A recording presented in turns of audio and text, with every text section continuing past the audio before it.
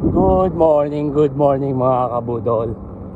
Ito na, reality na. Mindanao to Luzon. Yan ang ating tour bike. Ang ating bike adventure. So, bago tayo mag-umpisa sa ating bike adventure challenge, may konting briefing lang. Itong ride na to ay walang ensayo. Yes, last ride ko October, 2 rides lang. Kaya ano natin, laban, walang ensayo.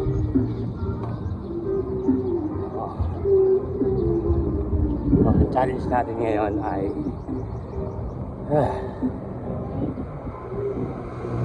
walang hotel, walang transient.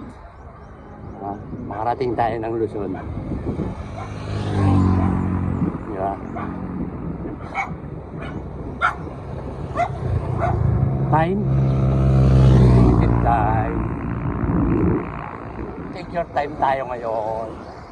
Mabilis, mabagal, ayos lang. Kung ilan yung na-cover natin, yun lang. Huwag niyong pepersahin. At tayo ay multi-day. Kahit na may mga tools tayong dala, huwag niyong pepersahin. Baka naman tayo ang tayong walang tools. Bike may tools, tayo wala. Spare parts ng bike mayroon, tayo wala. So kailangan mag-ingat. Dito ako sa Labangan. Yan, wala tayo sa Tukuran. At sa mga taga rito, alam nila, punta tayo na sa Upper. Punta tayo na daan, Upper Pulacan. Yan. So, ang target ko ngayon ay Dapitan, 1 day mula bahay. Ito ay may layo 165, give and take 170 kilometers.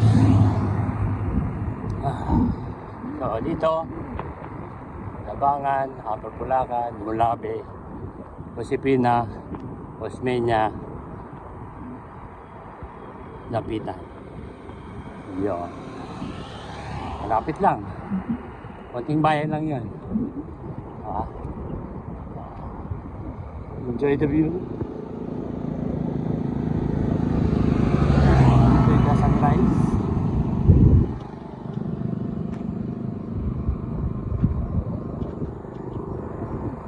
Mamaya ulit, mapakita ko sa inyo ang Upper Pulacan.